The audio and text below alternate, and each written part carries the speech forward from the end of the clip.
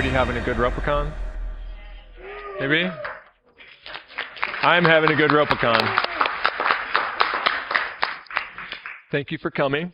My name is Jason Morningstar, and I'm going to talk about the LARP scene in the United States and North America. I should hasten to add that this will be an ill-informed overview because I only know what I know, and it's a big region, and there's a lot of people doing interesting things that I surely have never heard about. I'm constantly being surprised by things that I discover. So basically, when I thought about what to do here, given that I have less than an hour to talk, I figured I would just share with you the things that I've seen recently that I was struck by that I thought were new and cool, or people that were doing weird things. And it's a variety of kinds of LARP, but I'm going to demonstrate or show you some of these, and then hopefully we can just have a conversation. I'm really interested to see what parallels there are between what I'm going to show you and what's happening here in Finland and in the Nordic countries and in Europe. And I'll answer questions as best I can. And if I can't, I probably know who can, and I can put you in touch with them. Sound good? Okay. So LARP is, it's old in the States, just like it's old here. People have been doing it for a long time. But there's sort of an interesting resurgence and some playful experimentation and new forms developing. And we're starting to see people who have no previous experience getting involved, which is fun. I'm often playing games with people who are tabletop role players, for example, who are willing to try this weird new thing, or people who have no game experience at all and are drawn to the form. Also, lots of old school LARPers are coming back. I often play with people who did Mind's Eye Theater or White Wolf games back in the day, back in the 90s, and they really enjoyed that, or they still enjoy that in some cases. But they're interested in seeing what's new in the world of live action role playing. So they're coming to different kinds of games. I guess you're going to explain this, but I guess you're not talking about the Whopper Nero kind of LARP here. I will a little bit as well. Some of my examples are people who are doing really intimate, intense, emotional chamber LARPs, and some of them are very large organized campaign buffer LARPs. So it's I tried to be ecumenical. There's a variety of different things happening here. So this is again, it's ill-informed because I don't know exactly what's going on everywhere, but these are things that have struck me, and I tried to pull from different sources. So obviously Nordic LARP has had a big influence on certain scenes in the States, global freeform traditions, and freeform it's a weird word. It means something different to the Danes than it does to people in the UK, and it kind of means something different to us in the States as well. I come out of a background in small press or indie tabletop role-playing games, and obviously that's had an impact on the games that I'm making in the live action space. And there's a group of people who are also sort of coming with me from that direction. And the things that are really cool about tabletop games are finding their way into our live action games. And I'm happy to talk more about that. I don't think that's a revelation to anybody here, but maybe we do it in a way that's new or different, and that would be cool. And there's also a lot of cross-pollination with traditional LARP formats. So boffer LARPs, sort of old-school parlor LARPs as well. One thing that I'm really excited about and that I'm taking advantage of, and this again comes sort of from that the do-it-yourself, self-publishing side of things, is that I'm building games that hopefully people will be able to find accessible and play with their local communities of play, and I'm selling them, which in many LARP circles is weird or is not done. A lot of times a LARP script is just sort of either never published, or it's maybe given away as a PDF for people who might like to do it. And I'm kind of looking at it as a way to legitimize this and also make some money for my efforts. So I've certainly encountered people who are willing to try one of my games, and there's a illustration there of a game that I just published called Juggernaut. So this is a game from me, and they know me from my indie tabletop work. They played Fiasco, and they like that, and they trust me as a game designer. And this comes in a format that is accessible to them, and also it comes in a format that's easy to manage. It's a game for 6 people.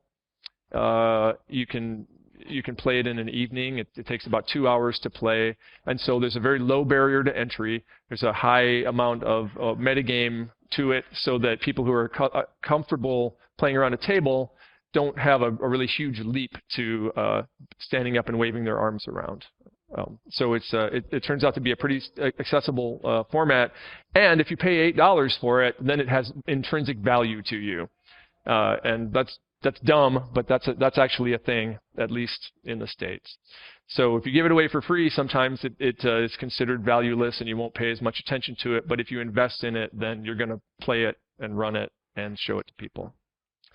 But of course, publishing models are changing, and it's really easy now to share things electronically. It's really easy to get things into a print-on-demand channel, or to get cards printed, to get books printed.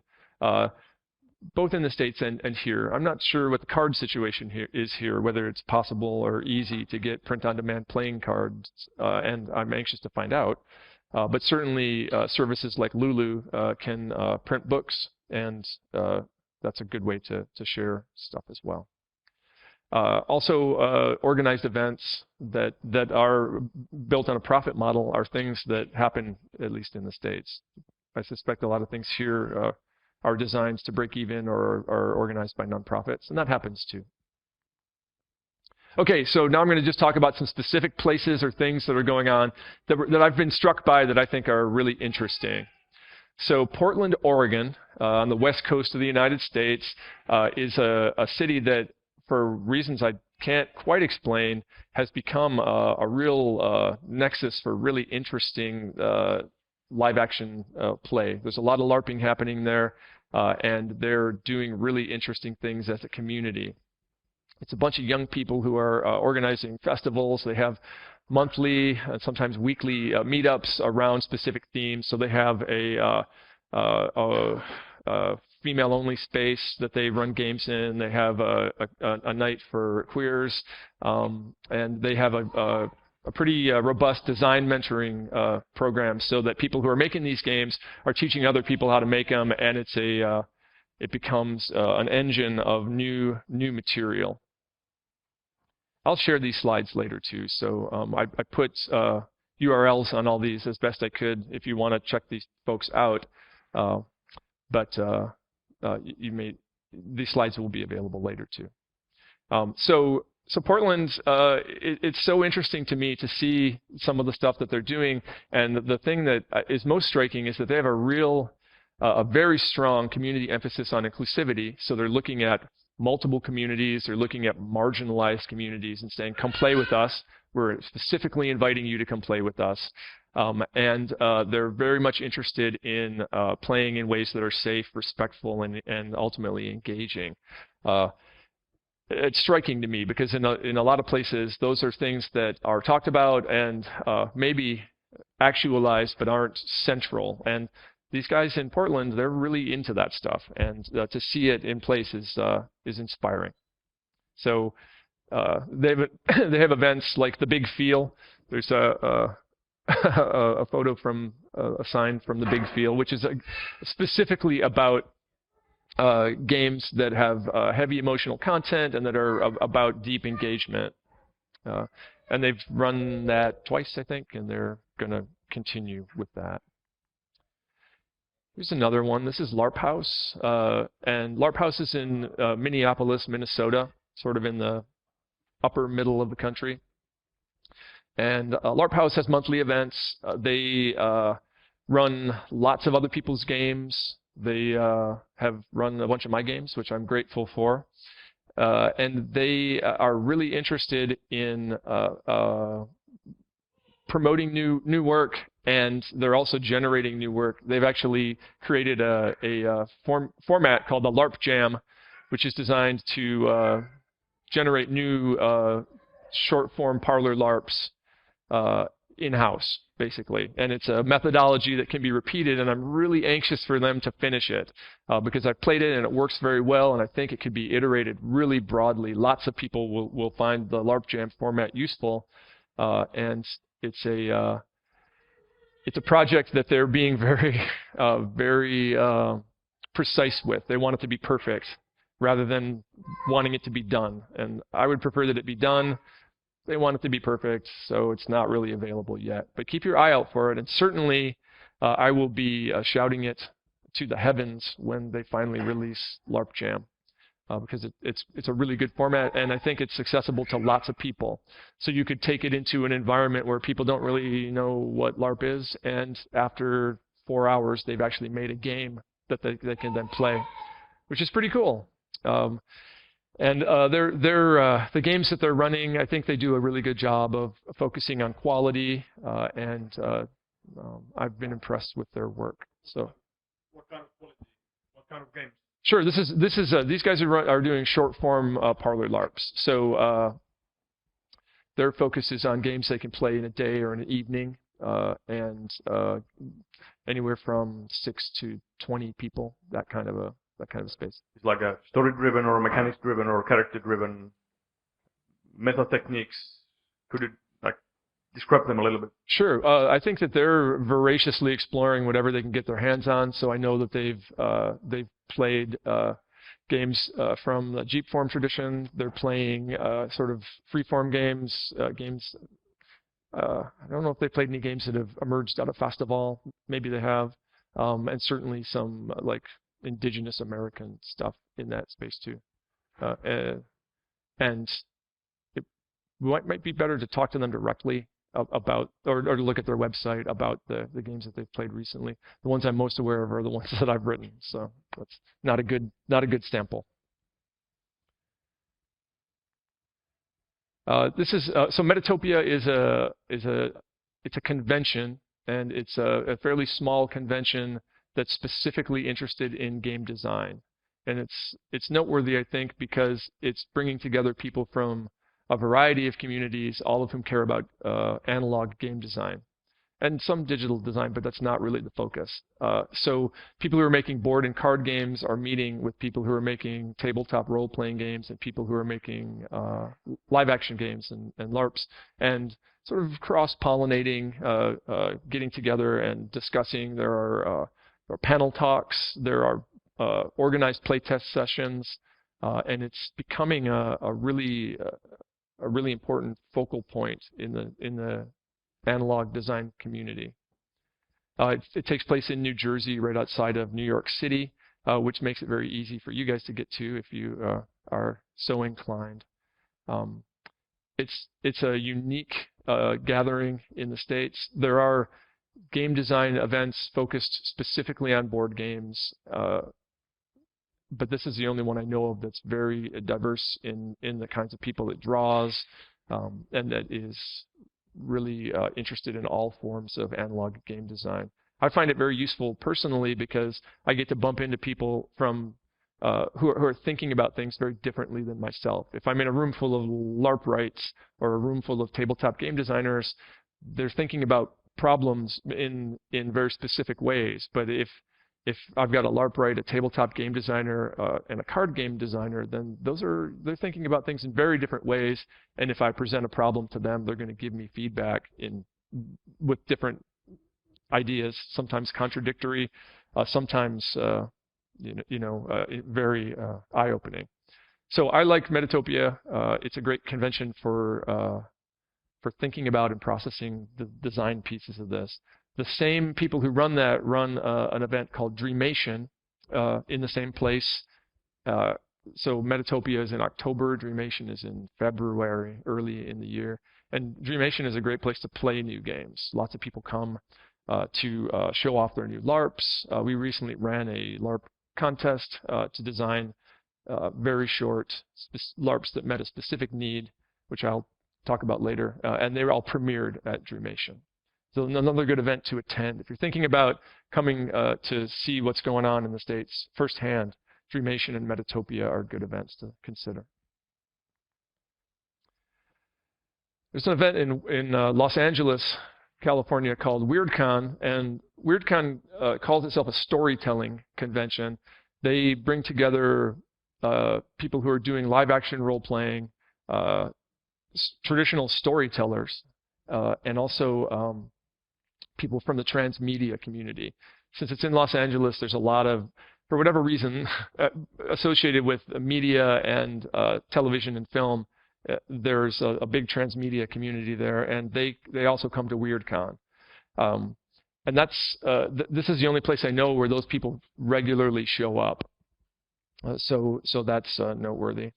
The other thing that's cool about WeirdCon is that they're really trying to adopt the Solmukota Knutepunkt's model of having proceedings, publishing papers, having a sort of academic track, as well as playing and talking about games.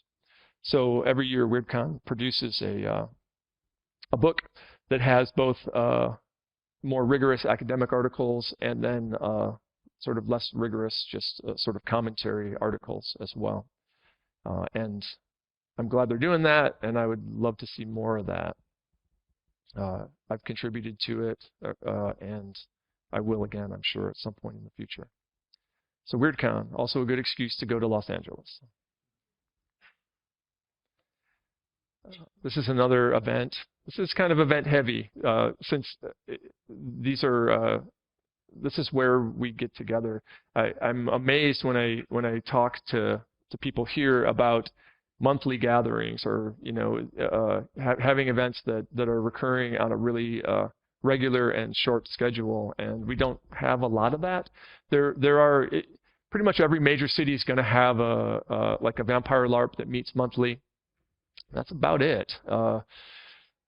Most of the events where really new and interesting things are happening are at something that happens once a year. So Intercon is one of these. Intercon is old. It's been around a long time, since the 80s, I believe. And it's in New England. And the focus at Intercon is a particular style of play.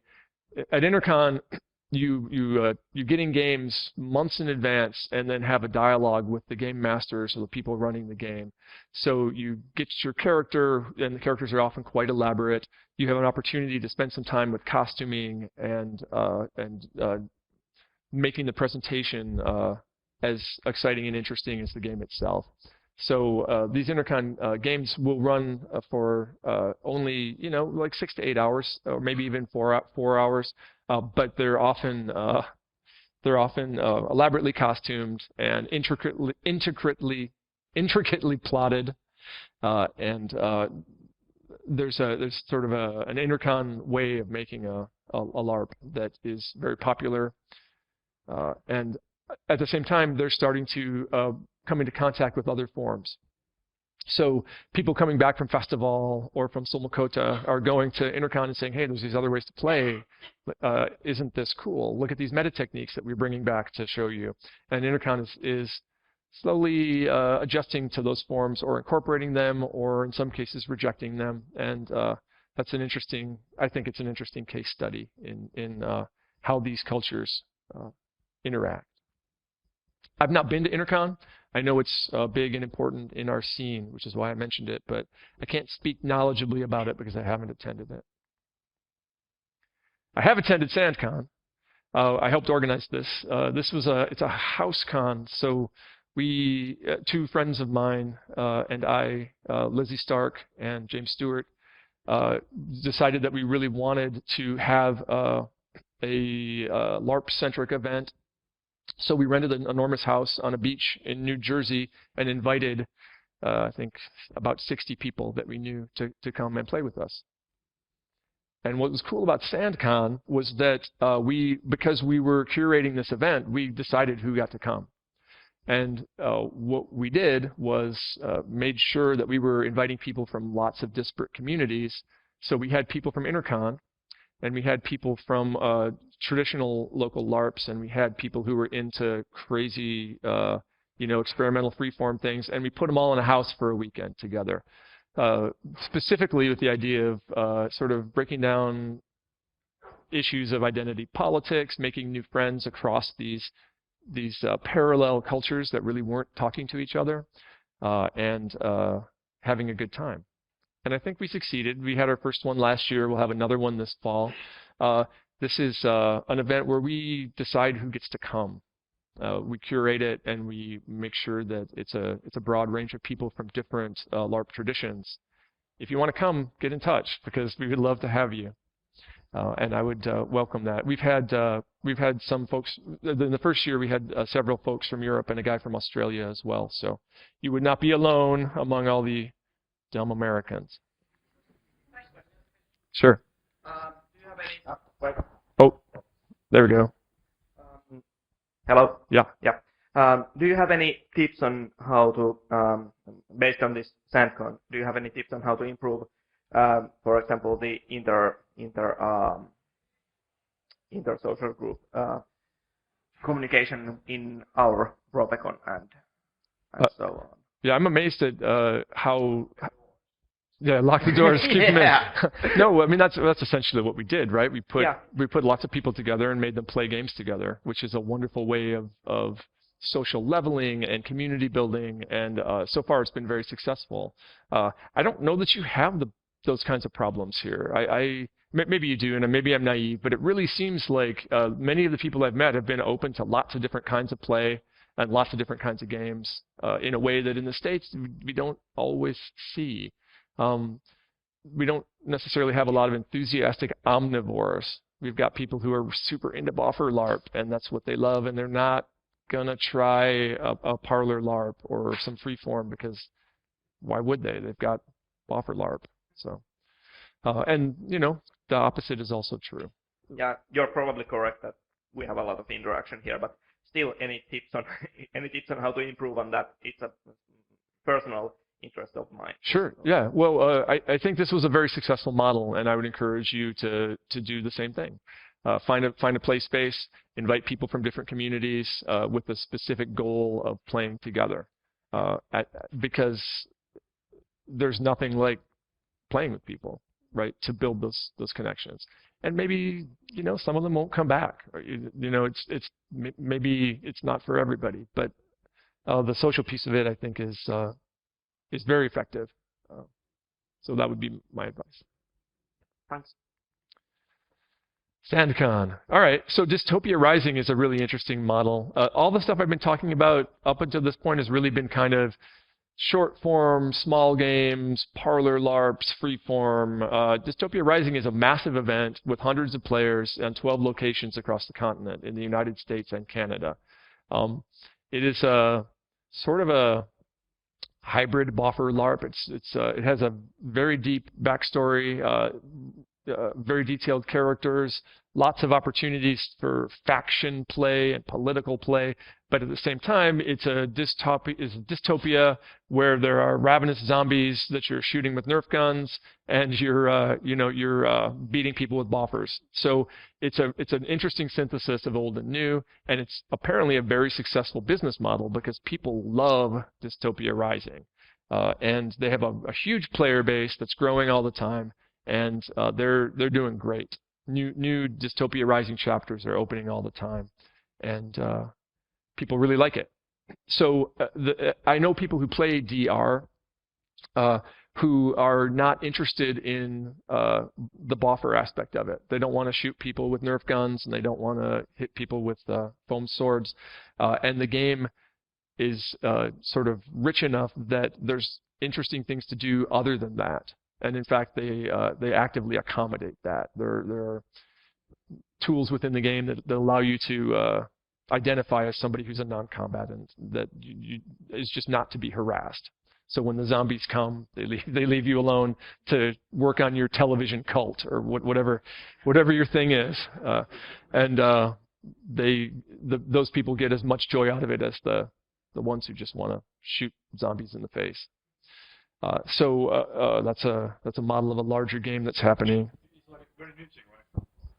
I'm sorry? It's a fairly new thing, isn't it? Yeah, DR's, I think, 4 or 5 years old. And its growth has been explosive, I think, in the last couple of years. Yeah. A game in a similar vein that is still new, but I think has the same potential to become really huge, is Planetfall. The name Planetfall I don't think refers to the old Infocom game, although it is a science fiction LARP. This is a big campaign LARP, and it's in active development. I think they say that it's in beta right now. So people are playing Planetfall, and the ultimate goal is for it to be much bigger than it is currently, and I think it's going to be a success. The cool thing for me about Planetfall is that they've very rigorously integrated technology into the game. So when you play, you've got a smartphone that allows you to scan QR codes. If you're a surgeon, you can use. There are apps that allow you to actually do medicine on injured people in the game. If you are a scientist, there are QR codes scattered around the play environment to allow you to analyze things, and depending on your role, you have access to different things. I know this isn't necessarily groundbreaking or new, but it's done very well, and I find it very interesting. We don't see a lot of that in the States. The other thing that's cool about it is that they're very much about looking at contemporary issues. So it's a science fiction LARP, which is a nice gloss that gives us some fictional distance to talk about things that are important in a contemporary way. For us, things like immigration or law enforcement, and that's pretty cool too. So this is a weekend event, right? You're going to go to Planetfall or to Dystopia Rising on a Friday night, and you're going to leave on Sunday night. And you're going to do that ideally once a month. That's the way that's set up. Okay, so I talked about some communities of play where things are happening. I talked about some weird groups that are doing weird parlor LARPs. I talked about a bunch of conventions, and I talked about a few larger organized sort of monthly events.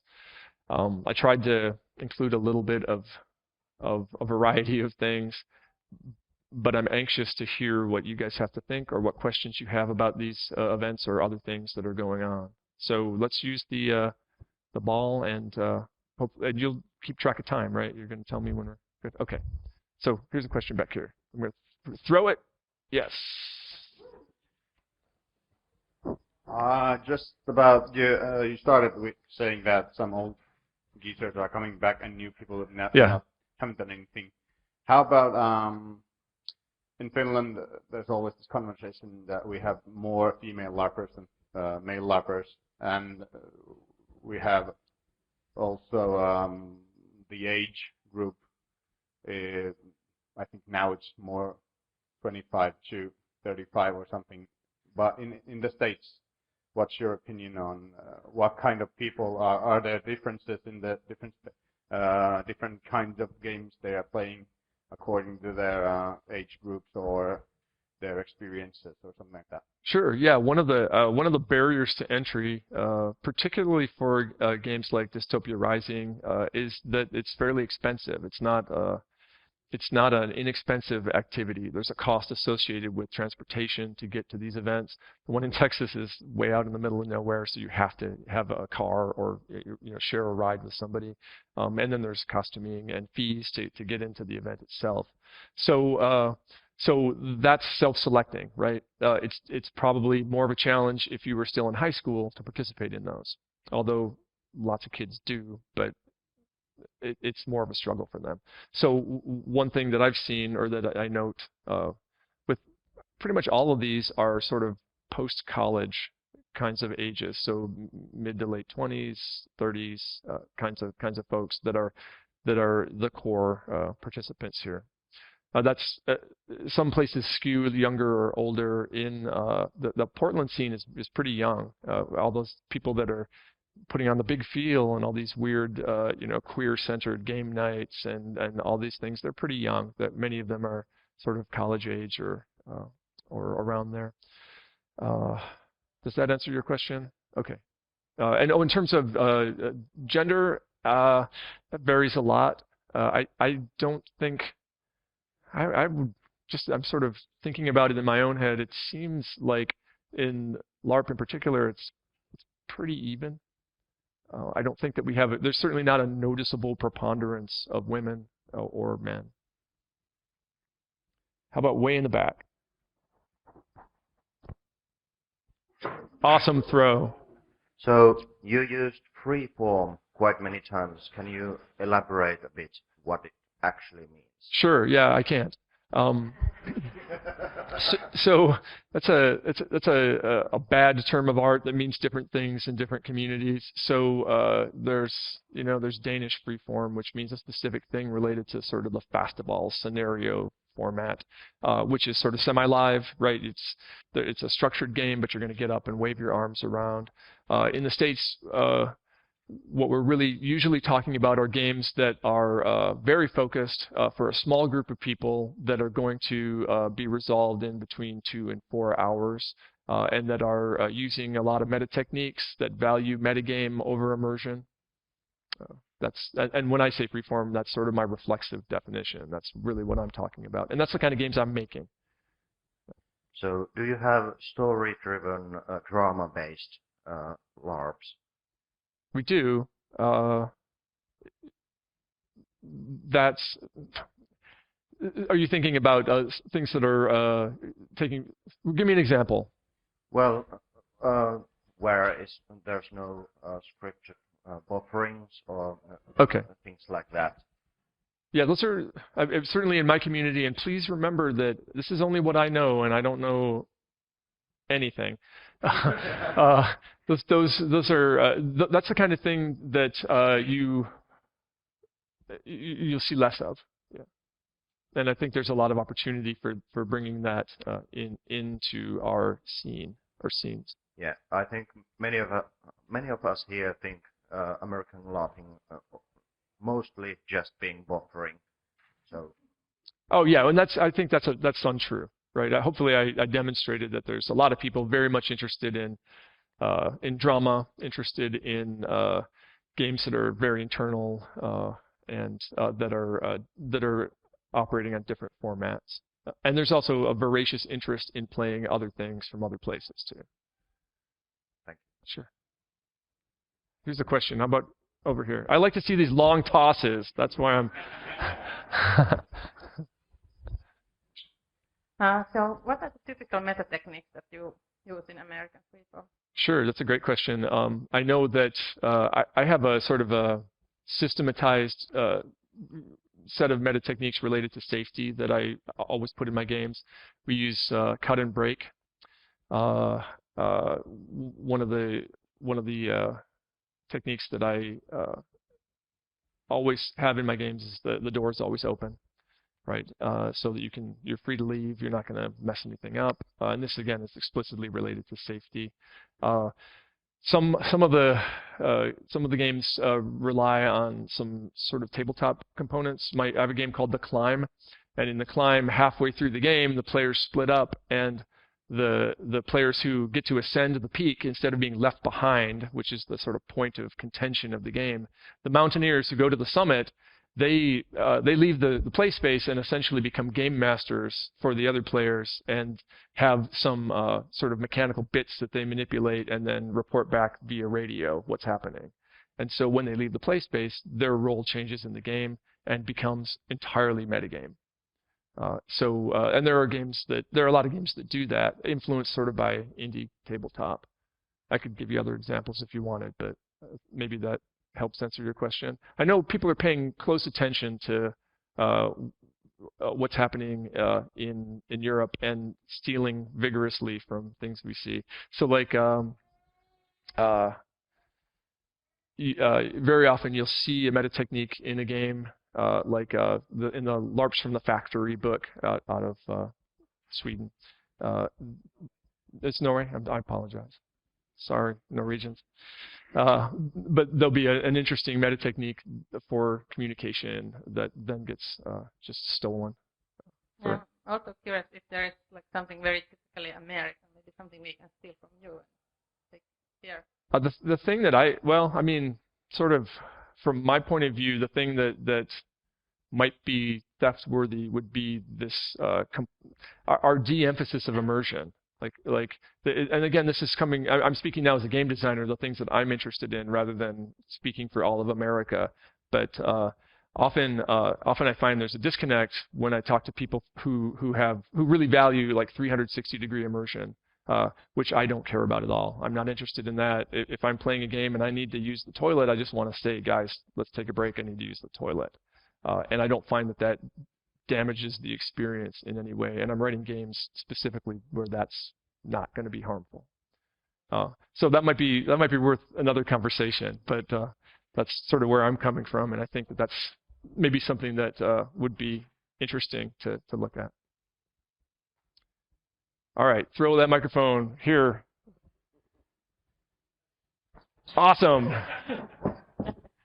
Yeah, so you talked a bit about like pushing LARPs into retail and the sort of Dystopia Rising being like very profitable. Did I understand that they're running it for profit? Yeah, they're making money. Okay. I don't know how much money. It might be that they're, making money, but they have 12 branches around the continent. And that was kind of like my next question. Like they open new chapters, but is it kind of like franchise? Like, hey, yes. we want to. Okay. So it's kind of like McDonald's of yeah. LARPing. Yeah. Well, it's sort of like the McDonald's of LARPing, but in a really cool way, because the things that happen in Austin can feed the events that happen in Manitoba. I think they have a branch. So wherever things are happening, the news spreads because it's a ravaged wasteland after the apocalypse. So a weary traveler comes in and tells you what's happening down south. But there must be some sort of over-organization that's kind of managing the whole thing. Yeah, absolutely. Who are those people, and are they getting money out of it? My assumption is yes. They're franchising this, and I don't know the model behind it, but the word on the street is that it's been very successful and that they're doing okay. If you wanted to know more about that, you'd really have to talk to them. This is not a very long No, it's okay. That's all right. There we go. High and dramatic. Very nice. Yeah, I had a short question about those. You said that the Dystopia Rising and those are very expensive. What's very expensive? Oh, well, it's. I think it's very expensive if you have a low income or if you're a student. Yeah. But what is? I honestly don't know what a weekend of Dystopia Rising costs. My guess is it's between $50 and $60.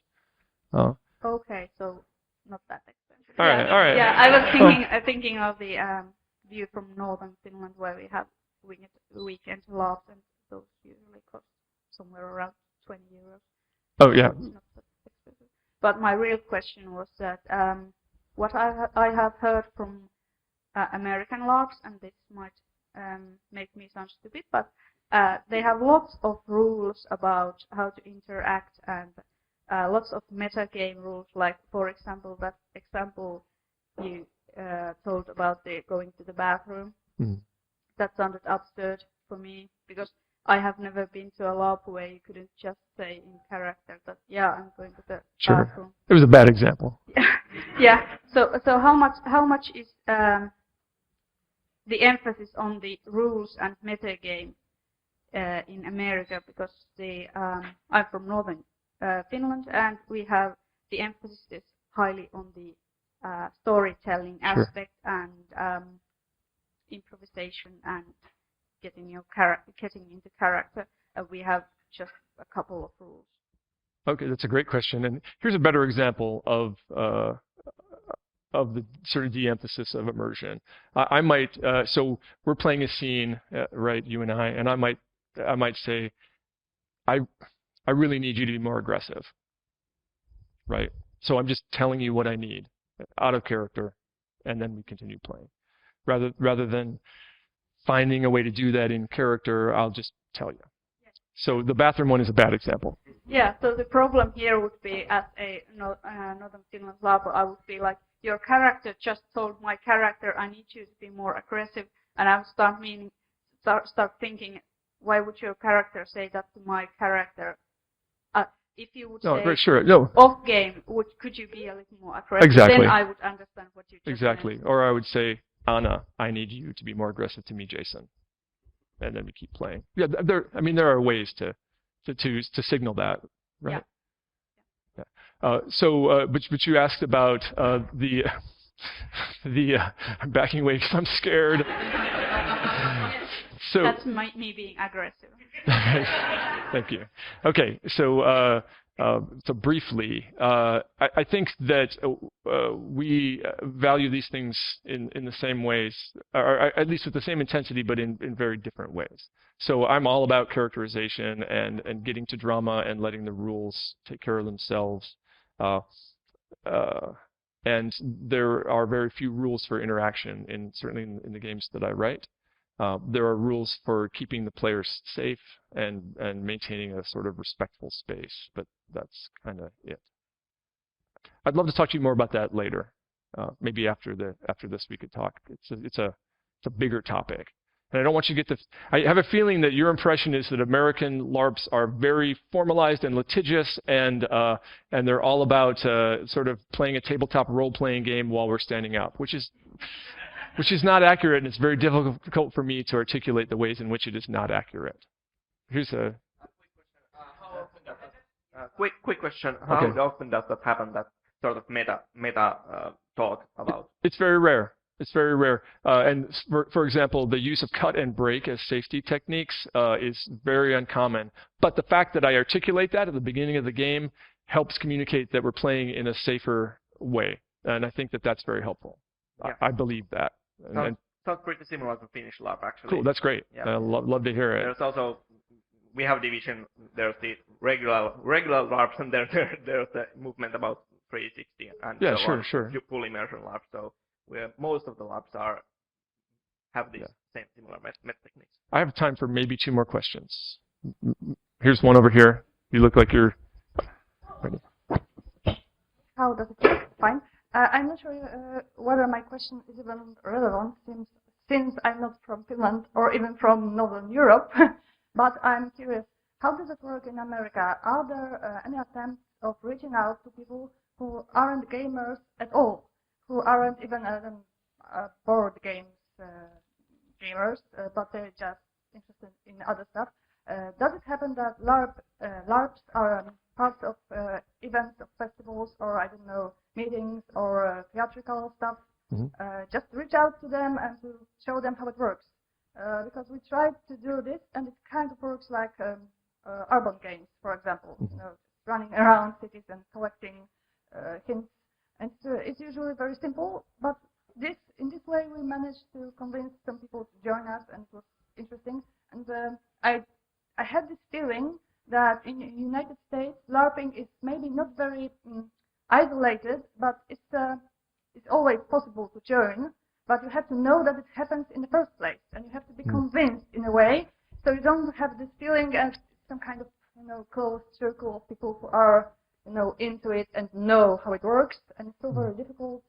So we try to reach out to them, and I'm not sure, do you even do it? Yeah, absolutely. That's a really good question. Where are you from?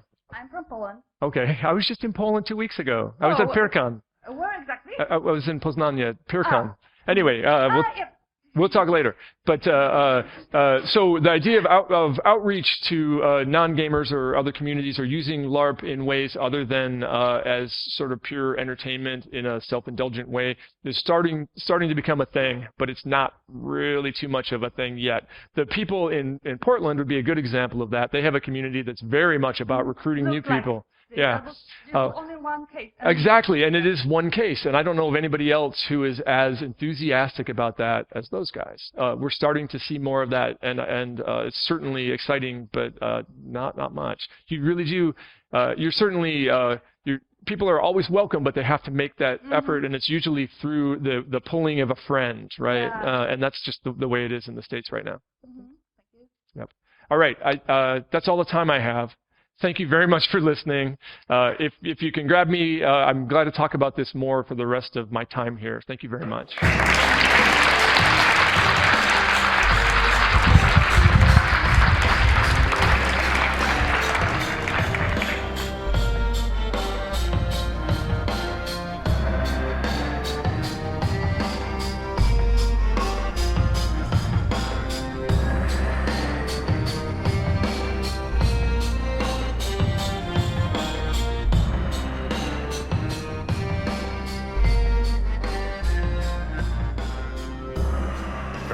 on.